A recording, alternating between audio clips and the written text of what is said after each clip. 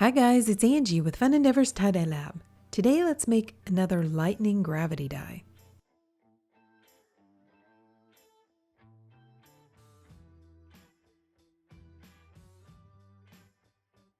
The weather's starting to turn a little bit cooler, so I thought I'd use a long sleeve shirt for this one.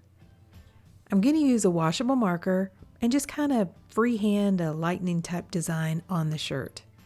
I'm starting in one corner of the shirt and going to the opposite hem of the shirt. I'm also going to draw kind of a little lightning split on the shirt.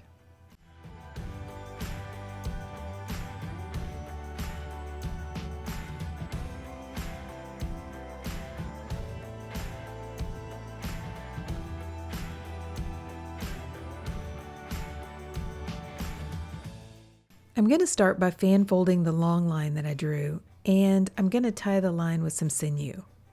I'm using sinew because it's wax coated, and whenever I tie the line with sinew, and I tie it really tight to where it locks down on the fabric, it's not going to allow the dye underneath that area. So that part of the shirt is going to remain white.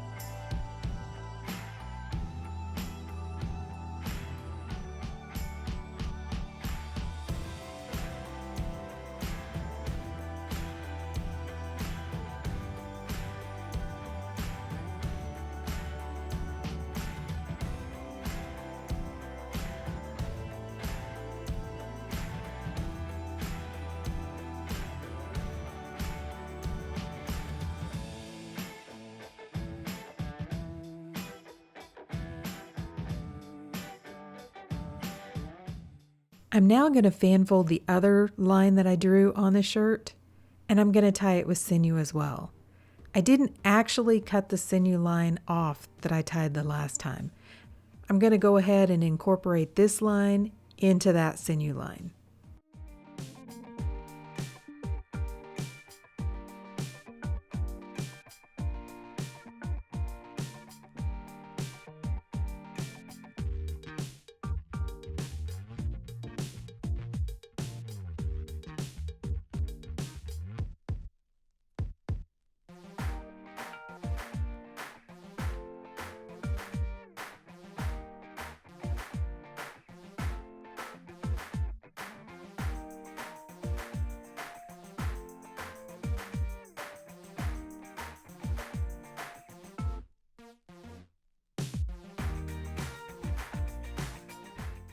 I'm going to gravity dye the shirt, so I've taken it outside and I'm using my setup, which is a metal drying rack with a piece of vinyl guttering turned upside down laying on top. That gives me a flat surface to place the shirt on. I have the shirt with the sinew lines right in the middle, and then I have each of the sleeves or the other two sides of the shirt just kind of hanging over the guttering. I'm calling this shirt a Battle of the Storms. And I'm trying two colors that have great color splits on the same shirt. The first one that I'm applying is Stormy Sky from Pro Chemical and Dye, And I'm applying that color to the sinew line, which is closer to the neck of the shirt. I want that color to be the one that kind of runs toward the neck of the shirt. Then on the second sinew line, I'm applying Stormageddon from Dharma Trading Company. Stormageddon was a 2022 zombie color. They still have it available in larger 5-pound containers, but you can usually find it out on Facebook Tie-Dye Supplies Marketplace. People purchase the larger 5-pound containers and then they break them up and sell them in smaller quantities.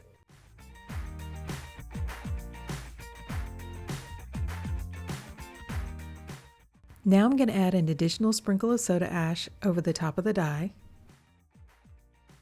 and add on a fairly large chunk of ice which I made in a container. I think that the larger chunks of ice are a little bit easier for this technique. They're easier to keep on the shirt and they melt a little bit slower too.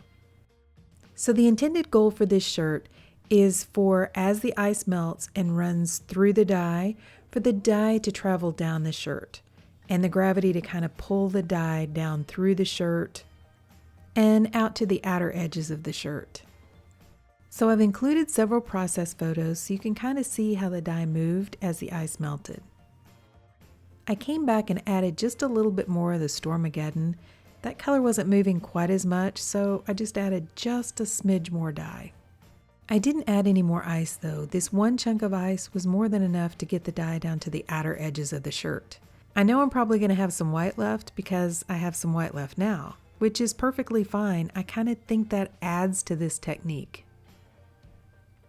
After all the ice melted, it was starting to get dark outside, so I placed the shirt inside of a plastic container that has a metal rack down in the bottom, put the lid on the container, and took the shirt into a warm space to allow it to finish processing.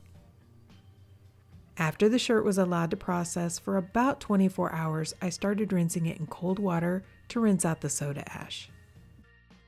Then I untied the shirt, warmed the water up to hot, and continued rinsing in hot water to rinse out the excess dye that didn't bond with the fabric.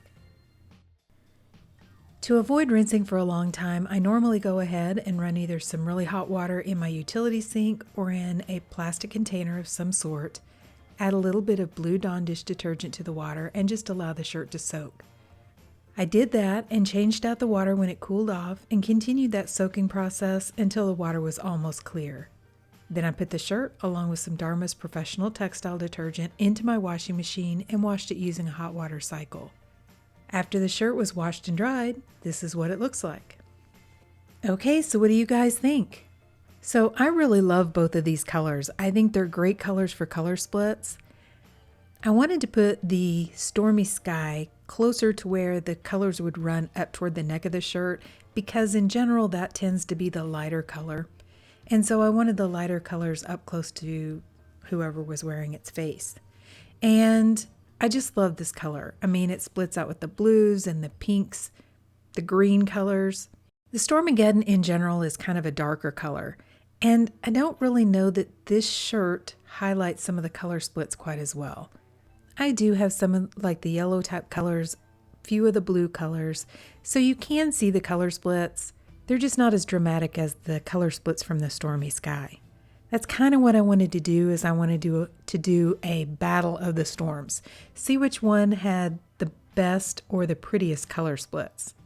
So which color is your favorite for the color splits? Please drop me some comments down below and let me know. So as far as the design goes, I think adding that little lightning branch worked out pretty well. I mean, in the middle between those two, I have a lot of white left. But that kind of makes sense because I sandwiched those two sinew lines right up next to each other. So that white area was the space in between that didn't really get access to the dye as easily. I do notice though that some of the Stormy Sky kind of bled into that area, which I think looks really good.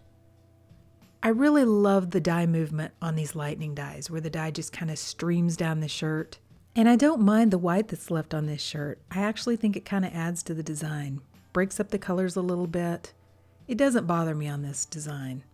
If you don't like any kind of speckling or larger chunks of color, these gravity dyes might not be for you, or you might need to put the dye over the top of the ice. because if you'll notice right there kind of in the middle of the shirt, I have a couple little sprinkles of like pink dye and yellow dye. The shirt was turned inside out. However, if the dye spots are large enough, they're going to go ahead and come through to the front of the shirt. So overall, I really love this shirt. I think it turned out looking really cool, and I know which one of the Stormy colors is my favorite. But what about you?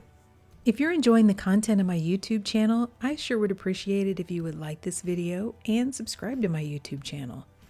Thank you all for watching, and I hope you have a great day.